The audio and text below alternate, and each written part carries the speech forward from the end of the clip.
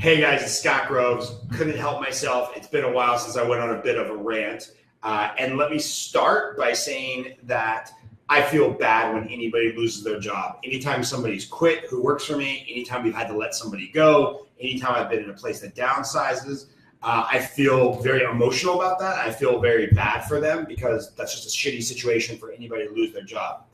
That being said, guys, we work in the mortgage markets, in the financial markets. A lot of us work in very volatile neighborhoods.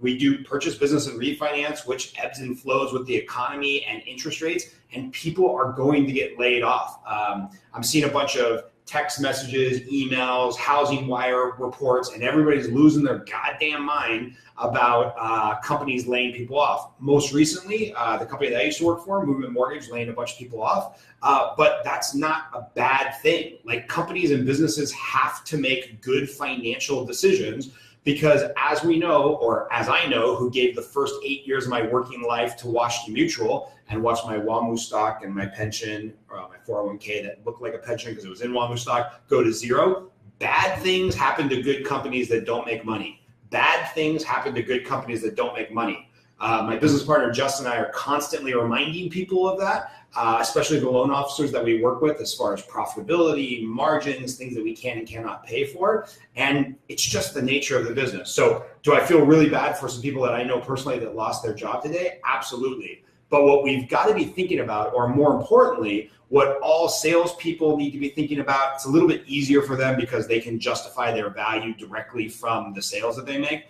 But what operations people need to be thinking about is a couple things. One, are they constantly adding value to the company, to the people that they support, to the bottom line? If they're not, then guess what? When the layoffs come, they're going to be the first ones gone. Number two, are you working for the job that you want and not just the job that you have?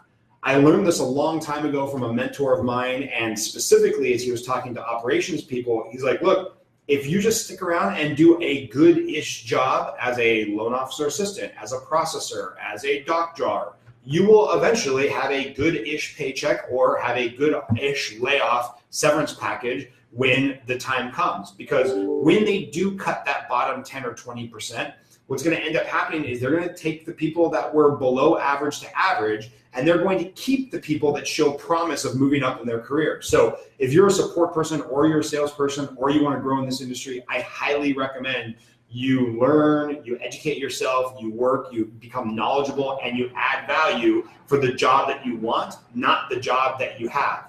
If you've ever read any of Jack Welch's books, who wrote My Personal MBA, I think it's called, Jack Welch, he was the former CEO of GE Corporate, everything that GE ran.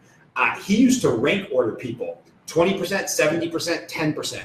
And he would rank you throughout the year, and every single year, the top 20% got a ton of awards and praise and accolades and company trips and blah, blah, blah, blah, blah, and pay raises. The middle 70% got coaching and training and honest assessments of what they were doing well and what they were doing poorly. And the bottom 10%, every single year, fired. Do not pass go, do not collect $200. Didn't matter if they needed somebody in that position. If you were in the bottom 10%, you were gone. Look it up, Jack Welch, pretty interesting and divisive leader, but I kind of liked that idea. So the business ebbs and flows, right? And how does this relate back to us? If you have processing or support staff at a mortgage company who you like, and you're worried about some portion of their job getting automated, if you're a little bit worried about, being overstaffed, if you think layoffs might be coming to your company, protect the people that you care about and protect the people that do a good job for you by coaching them on how they can add extra value. I'm not talking about being a kiss ass to the boss or trying to be what we used to call in the Army a spotlight soldier who only does good things when people are watching them, but coach them on how they can add value. If they're always emailing for conditions, ask them to pick up the phone. If they pick up the phone, ask them to ask for a referral. If they ask for a referral, ask for them to ask for a second referral. And we need, as loan officers, to constantly be coaching up the people who we want to see stick around in this industry.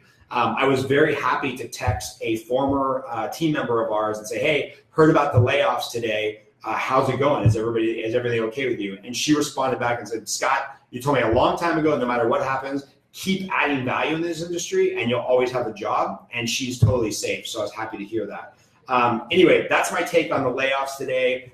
Don't add to the gossip. Don't get angry if you work for Movement Mortgage. Don't think the sky is falling. Just realize that these are business cycles. People have to tighten the belt sometimes when business gets a little bit tighter. Layoffs are part of the industry, and go protect the ops people that you like by training them, encouraging them to add value, and helping them grow, because that's what it's all about, right? If we just sit back and only take care of ourselves, then nothing good is really going to happen in your life in the long run. So, Scott Groves, talk to you soon. Hope all is well.